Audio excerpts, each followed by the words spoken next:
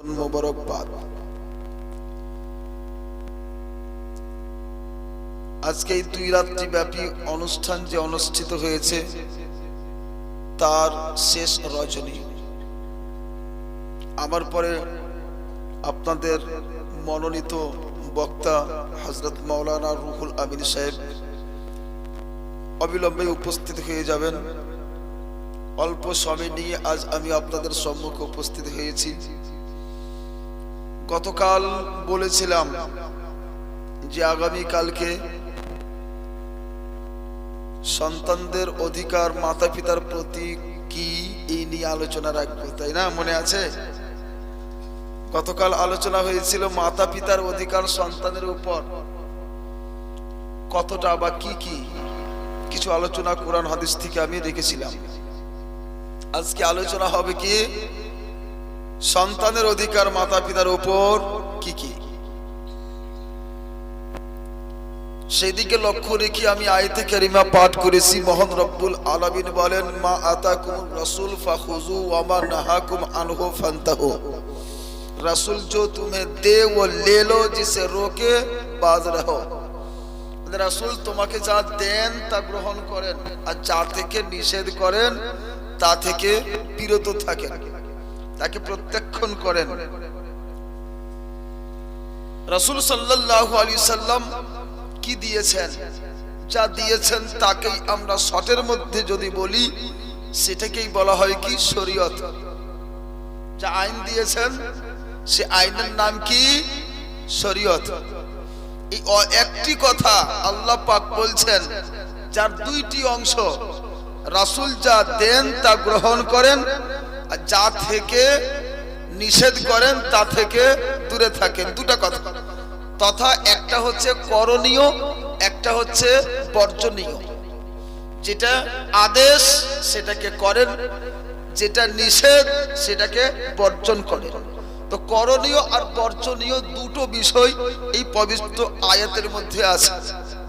তথা আল্লাহ রাব্বুল আলামিন রাসূল সাল্লাল্লাহু আলাইহি ওয়াসাল্লামকে যা কিছু দিয়েছেন সমস্ত জিনিসকে যদি দেখা যায় দুই ভাগে বিভক্ত। একটা হচ্ছে কিছু করণীয় আছে আর কিছু বর্জনীয় আছে। বোঝা গেল আল্লাহ পাক অল্প একটি আয়াতের, ছোট একটি আয়াতের মধ্যে পবিত্র শরীয়তটাকে পরিপূর্ণরূপে এই আয়াতের মধ্যেই নিহিত করে দিয়েছেন। সুবহানাল্লাহ। শর্টের মধ্যে গোটা শরীয়তের কথা বলে দিয়েছে, তাই না? শরীয়তে কি আছে? কিছু করণীয় আছে আর কিছু বর্জনীয় আছে। এটাই কথা। আল্লাহ বলছেন যা রাসূল দেন তা গ্রহণ করেন, যা থেকে নিষেধ করেন তাকে বর্জন করেন, তা থেকে দূরে থাকেন। এই দুটি কথা আজকে কয়েকটি বিষয় আপনাদের সম্মুখে উপস্থাপন করব। যে বলেছিলাম যে বাচ্চাদের অধিকার মাতা পিতার উপর কি, এই সম্পর্কে আল্লাহর রাসূল সাল্লাল্লাহু আলাইহি ওয়াসাল্লামের হাদিস রয়েছে। রাসূল কি দিয়েছেন? তার মানে কি রাসূলের দাওয়ার মধ্যে তিনটা কোয়ালিটি আছে। কি কোয়ালিটি? কোন কারণ কোন কথা রাসূল বলেছেন সেটা আমাদের জন্য হাদিস, রাসূল করেছেন ওটাও আমাদের জন্য হাদিস, অথবা রাসূলের সামনে কোন সাহাবী কাজ করেছেন আর আল্লাহর রাসূল নিষেধ করেননি, সেটাও হাদিস। আসুন কিতাবের মধ্যে আবু দাউদ শরীফ একটি 6খানা প্রসিদ্ধ কিতাবের মধ্যে একটি হাদিসের কিতাব। সেই আবু দাউদ শরীফে লিপিবদ্ধ আছে আয-যানা ফি উজনিল হাসান ইবনে আলী হিনা ওয়ালাদাতহু ফাতিমাতু বিসসালাত। বর্ণনা করা হচ্ছে কি, এলা বেশি কিছু দিবে বোধহয় নাকি? কারো দাওয়ার থাকলে দিতে পারেন। এখনো ঝুলি খালি আছে, বেশি পূর্ণ হয়নি। খুব কম দিয়েছেন মনে হচ্ছে আজকে। ঠান্ডাতে হাত ঢুকে না পকেটে নাকি? একটু গরম করেন বগলে রেখে, হাতটা যখন গরম হয়ে যাবে পকেটে সব করে ঢুকে যাবে। হ্যাঁ, কিছু লক্ষ্য রাখিয়েন। শুনতেও হবে, কিছু দিতেও হবে। তো আয-যানা মানে আজান দিলেন, শেষে আছে বিসসালাত মানে নামাজের নেই আজান দিলেন। কে? আল্লাহর রাসূল সাল্লাল্লাহু আলাইহি ওয়াসাল্লাম। আল্লাহর রাসূল সাল্লাল্লাহু আলাইহি সাল্লাম আযান দিলেন কোথায়? ফি উযনিল হাসান ইবনে আলী, হযরতে হাসান বিন আলী তথা হযরতে আলীর ছেলে হযরতে হাসানের কানে আযান দিলেন। সুবহানাল্লাহ। কখন আযানটা দিলেন? হিনা ওয়ালাদাতহু ফাতিমা, যখন হযরতে মা ফাতিমা তাকে জন্ম দিলেন ওই সময়। বুঝা গেল যখন বাচ্চা জন্ম হয় ওই সময় বাচ্চার কানে আযান দেওয়া, এটা হচ্ছে আল্লাহর রাসূলের সুন্নাত। আর আল্লাহ পাক কি বলছেন? মাতাকুমুর রাসূল ফাখুযু, রাসূল जो दे वो ले लो। বুঝা গেল আল্লাহর রাসূল যেহেতু কানে আযান দিলেন, আমাদের শিখে নিতে হবে, আমরাও আমাদের সামনে কোনো বাচ্চা জন্ম হলে তার কানে আযান দিতে হবে। আযানটা শুধু বেটা ছেলের দিবেন না বেটি ছেলেকেও দিতে হয়? হ্যাঁ, আপনারা কি জানেন? হ্যাঁ, শুধু বেটাকে দিতে হয়, বেটিকে না, নাকি দুটোকেই? আলহামদুলিল্লাহ, আপনারা ঠিক বুঝেছেন। কিছু কিছু এলাকায় প্রচলন আছে বেটাকে দিবে বেটিকে দিবে না। আরে বেটিরা তো বেশি শয়তানি করছে, করে না? দুঃখ করবেন না, আজকাল এই দুনিয়াতে যত গুনাহ হয়েছে তার ধরেন 90% গুনাহ ওই বেটি ছেলের কারণে হচ্ছে। আজকাল বেটি ছেলে যদি ঠিক থাকতো এত গুনাহ হতো না, কিন্তু পারি না তো থেমে, ঘোড়ার মতো লাগাম দিয়েও থামা যায় না, মুশকিল। সত্যি দুনিয়াটাকে তহস করে দিলে বেটি ছেলে, কিন্তু তাছাড়া উপায়ও নাই, করতেই হচ্ছে। আল্লাহ পাক সবাইকে হেদায়েত দেন। তো ছেলে হোক অথবা মেয়ে, উভয়ের কানে কি করতে হবে? আযান দিতে হবে। আজকাল আযান দেওয়া হয় না, আজকাল আযান দেওয়া হয় না। কারণ কি হচ্ছে? কারণ হচ্ছে হাসপাতালে হচ্ছে, সেখানে না মৌলবি আছে, না মুফতি আছে, না নামাজি আছে, না হাজি আছে, না গাজী আছে, কাউকে পাওয়া যায় না। সেখান থেকে চুপ করে থেকে বাড়ি চলে আসে, তারপরে হয়তো আযান দিতে ভুলেই গেল। এরকম হয় না এখন?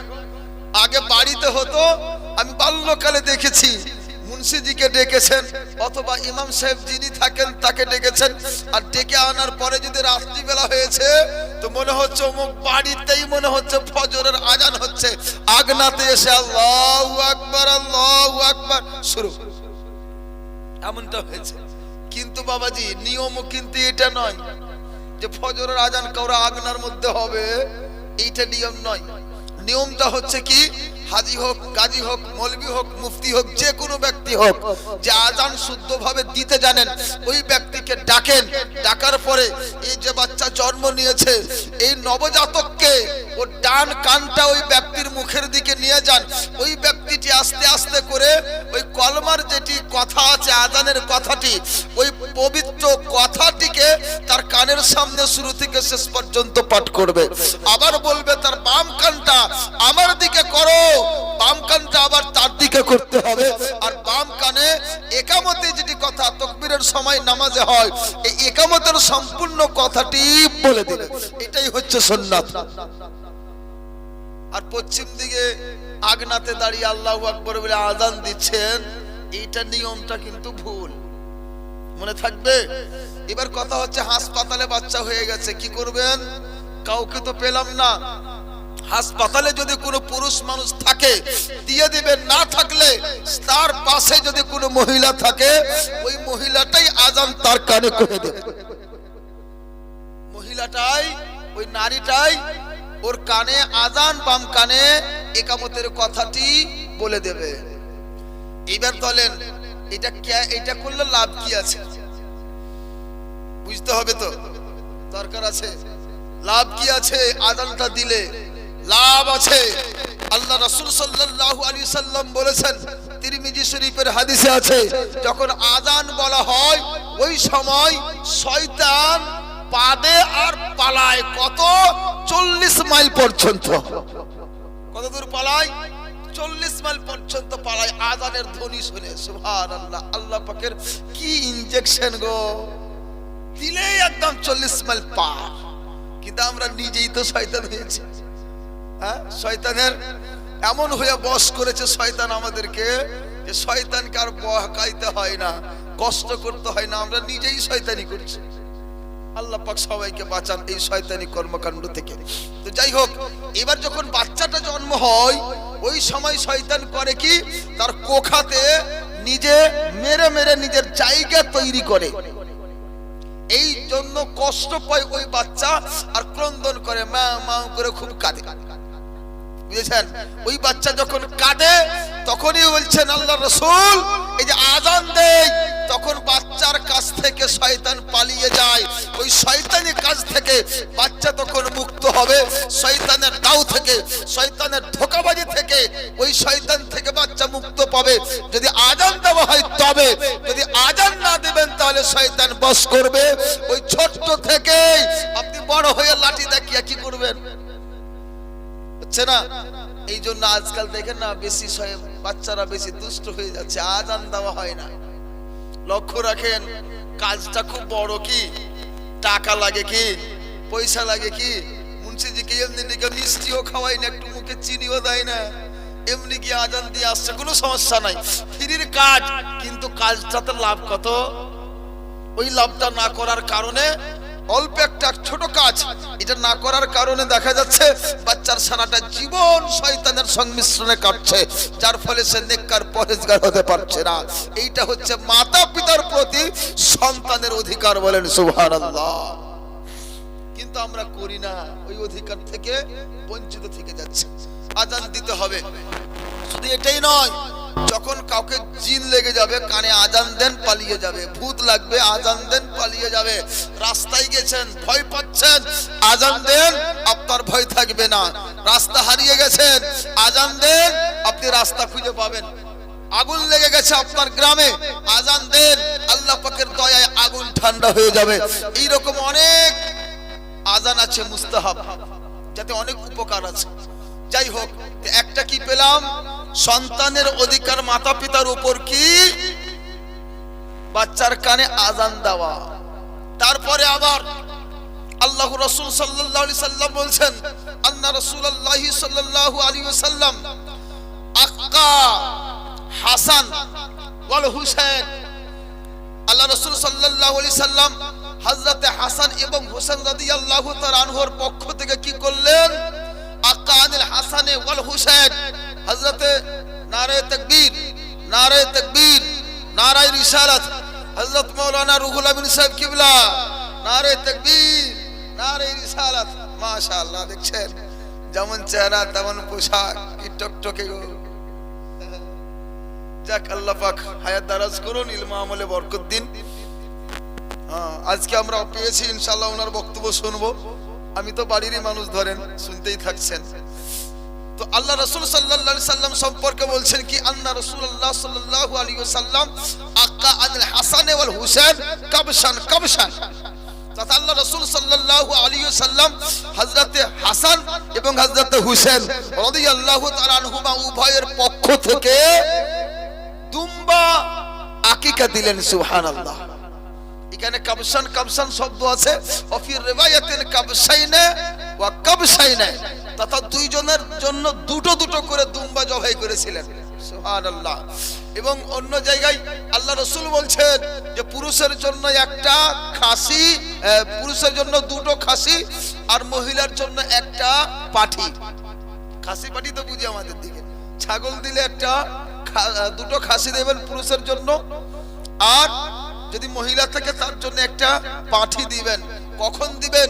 7 দিনের দিন, না পারেন 14 দিনের দিন, না পারেন 21 দিনের দিন, তাতেও যদি না পারেন মৃত্যুর আগে পর্যন্ত যখন আপনার সুবিধা হবে আপনি জবাই করে দিবেন, আল্লাহ পাকের দরবারে গ্রহণ হবে। তবে আকিকাটা হচ্ছে কি, শুকরিয়া আদায় করার স্বার্থে। মৃত্যু ব্যক্তির জন্য আকিকা নাই, জীবন নাই তো কিসের শুকরিয়া? এই জন্য মৃত্যুর আগে পর্যন্ত, যতক্ষণ পর্যন্ত আপনি পারবেন, যখন পারবেন আপনি দিয়ে দিবেন। এটা একটা ভালো কাজ, সুন্নাত কাজ। এটা বুঝা গেল যে বাচ্চার হক মাতা পিতার উপর কি, আকিকা দিয়ে দাও। সুবহানাল্লাহ। আর আল্লাহ রাসূল সাল্লাল্লাহু আলাইহি সাল্লাম বলছেন, হাক্কুল ওয়ালাদি আলাল ওয়ালিদ আইয়ুহাসসিনা ইসমাহু। আল্লাহ রাসূল বলছেন যে পুত্রের হক বাবার প্রতি এটা যে তার সুন্দর নাম রাখা, সুন্দর নাম রাখবে। আজকাল নাম কি নিজে নিজে রাখবে, পিন্টু, সিন্টু, টিঙ্কু, ডিপু, সিপু, টিপু, টাড়া, বেকা, উজলা, এই নাম। দেখেন, এটা সত্যি কথা, আমার এলাকায় আছে। পচা, সড়া, কেচু, ছেচু, সত্যি কথা বলছি, আমার লাইফে ঘটেছে একটা। এটি সুন্দর, আপনার মতো টল ফিগার একটা, কি সুন্দর ছেলে। তো ছেলেটা যা বুঝলাম বেধর্মী ছিল। আমার এলাকায় তখন এসটিডি বুথ ছিল, এখন তো এসটিডি বুথ আর নাই। পকেটে পকেটে এসটিডি বুথ নিয়ে ঘুরছে, মানে ল্যান্ড ফোন ছিল না তখন। এসটিডি বুথে গিয়ে পয়সা দিয়ে এ করতো। আমি বাজারে যাচ্ছি, একটা ছেলে কানে ধরে আছে রিসিভার। ওই দিক থেকে হয়তো জিজ্ঞাসা করছে কে তুমি, তো ও বলছে আমি পচা বলছি। আমি পাশে বলে দুঃখ করলাম, হাসিও লাগছে, দুঃখ হচ্ছে। আল্লাহ, এত সুন্দর টল ফিগার ছেলে, উঁচা লম্বা, ফর্সা, পাতলা, ছিমছিমে ছেলেটা, আর এ নিজে বলছে আমি পচা বলছি। দেখেন তো ওর বাপ মা কি গো, পচা ছাড়া কোনো নাম হয়? আশ্চর্য। আল্লাহ রাসূল বলছেন আইয়ুহাসসিনা ইসমাহু, তার সুন্দর দেখে নাম রাখো, সুন্দর নাম রাখতে হবে। আল্লাহ রাসূল বলেছেন তুদআউনা ইয়াউমাল কিয়ামাতি বিআসমাইকুম ওয়া আসমাই আবাইকুম, হাসরের মাঠে তোমার এবং তোমার বাপ দাদার নাম ধরে ডাকা হবে আল্লাহর দরবারে। ফাআহসিনু আসমাকুম, তো তোমরা নিজের নামগুলি সুন্দর রাখো। শুনো, নিজের নামগুলি কি রাখবেন? সুন্দর রাখতে হবে। তো সুন্দর নাম কি? যেটা শরীয়ত সম্মত, যার অর্থটা ভালো, ওই ব্যক্তি, ওইটা হবে সুন্দর নাম। আর আপনি গেলেন ফিল্ম জগতে, সিনেমা জগতের মানুষ, কি না তো শাহরুখ খান, কি না তো ওই কি আমির খান, কি না তো মিঠুন, কি না তো বাচ্চান, এই সব নাম ইসলামিক নাম নয়, বুঝেছেন? আল্লাহ রাসূল বলছেন কি তুসাম্মু বিআসমায়ে আম্বিয়া, তোমরা নাম রাখো নবীদের নামে নাম রাখো। সুবহানাল্লাহ, নবীদের নামে নাম রাখো। আরো আল্লাহ রাসূল বলছেন সাম্মু বিইসমি, আমার নামে নামকরণ করো। তো নবীদের নামে নাম রাখো, অথবা নিজের নামে, আল্লাহ রাসূলের নামে নাম রাখো। এই জন্য মুসলমানগণ যে নাম রাখেন, সর্বপ্রথমে মোহাম্মদ লেখেন, মোহাম্মদ আব্দুল আজিজ, মোহাম্মদ আব্দুল গাফফার, মোহাম্মদ রুহুল আমিন, মোহাম্মদ আব্দুল সাত্তার, এই মোহাম্মদ দিয়ে দিয়ে নামগুলি রাখেন। হয়তো মোহাম্মদ কথাটাই রাখেন, অথবা তার আগে গোলাম লাগিয়ে দেন, গোলাম মোহাম্মদ, গোলাম মুজতাবা, গোলাম মুস্তাফা, গোলাম আহমদ, এইরকম ভাষা নবীর নামে নামকরণ করতে আল্লাহ রাসূল নিজেই বলছেন। এটা কি সুন্নাত? তার কারণ কি হাসরের মাঠে ডাকা হবে। এখন এত মাহফিলের মধ্যে কোন ব্যক্তিকে বলি টাকা দান দিতে আসলো, আর যদি বলে নাম কি, বলছে আমার নাম সড়া, কেমন লাগবে শুনে বলেন তো? লাগবে না? এখন নাম সড়া পচা আছে, অনেক আছে। তো এইগুলো বাবা মায়ের উপর অধিকার হচ্ছে কি, হক হচ্ছে কি, এই সন্তানের যে তার নামটা সুন্দর চুজ করবে, সুন্দরভাবে নাম রাখতে হবে। না হলে আপনাকেও বদনাম হতে হবে, আপনারও সম্মান যাবে, ওরও সম্মান যাবে। তবে কি আগেকার মানুষ বলেছে তোর ছেলা বাঁচে না, তুই সড়া পচা নাম রাখিস। হ্যাঁ, এই ছেচড়ু মঙ্গলের বাল হইলে কি মঙ্গলু, এরকম হচ্ছে না? ও মঙ্গলবার হয়েছে, সে ওর নাম কি মঙ্গলু। আশ্চর্য, এগুলা মানুষ বানিয়ে নিচ্ছে, এমনটা নয়। বা যেমন তেমন নাম রাখলে যে সে বেঁচে যাবে এমন কিছু নয়। এইটা বিশ্বাস রাখাটাই শরীয়ত বিরোধী কর্ম, রাখতে হবে না। আল্লাহ পাকের দরবারে কোনো মানত করেন, ধর্মীয় মানত করেন, আল্লাহ যদি আমাকে বেটা দেয় 3টা রোজা রাখবো, আল্লাহ যদি আমার সন্তান বাঁচে আমি 10টা গরিব মিসকিনকে খাবার খাওয়াবো, অথবা পোশাক পরাবো, এইরকম কিছু মানতগুলি করেন, যাতে আল্লাহ রাব্বুল আলামিন আপনার মানতের বদৌলতে আপনার এই আশা পূর্ণ করে দেবে। আর এইগুলো উল্টা পাল্টা, এই সব শরীয়তের মধ্যে নাই, সব বাইরে। তো যাই হোক, নামটা সুন্দর রাখতে হবে, বুঝা গেছে? এটা হচ্ছে সন্তানের অধিকার মাতা পিতার প্রতি। কিন্তু একটা জিনিস আমাদের মাঝে আবারও একটা খারাপ অভ্যাস, নাম আমরা ভালো বলতে জানি না, তাই না? নামকে বিগড়িয়ে বলি, সুন্দর নাম কিন্তু নাম বিগড়ে দেয়। দুঃখের বিষয়, এক ব্যক্তির নাম হচ্ছে মুস্তাফা, গোলাম মুস্তাফা। এটা গোলাম মুস্তাফা, কত সুন্দর নাম, রাসূলের গোলাম। কিন্তু ওকে আবার ডাকছে মুস্তি, মুস্তি রে মুস্তি। আস্তাগফিরুল্লাহ, রাসূলের নামকে চেঞ্জ করে দিচ্ছে, একটুকু ভয় লাগে না? আল্লাহু আকবার। দেখেন আল্লাহ বাঁচায়। তো রাসূলের নাম যে এত সুন্দর মুস্তাফা, তাকে চেঞ্জ করে দিল। মহান রব্বুল আলামিন পবিত্র কোরআনে বলেন, ওয়ালা তালামাযু বিল আলকাব, তোমরা কাউকে খারাপ লকব দিও না, কারোর নামকে বিগড়িয়ে বলিও না, বললে গুনাহ হবে। আছে না, যেটার নাম সুন্দর নাম ওটাই বলো। আর আমি তো বলবো এটার জন্য প্রথমত ওর মাতা পিতাই হচ্ছে দায়ী, কারণ ওরাই প্রথমত বিগড়ায়। আর ওরা না বিগড়ালে আশপাশে কোনো ব্যক্তি যখন বিগড়ায় তাদেরকে সচেতন করে না। বলতে হবে এই কাকা, এই বাবা, এই দাদা, এইভাবে নামটা চেঞ্জ করিয়ে না, ওর ওটাই নাম পড়ে যাবে।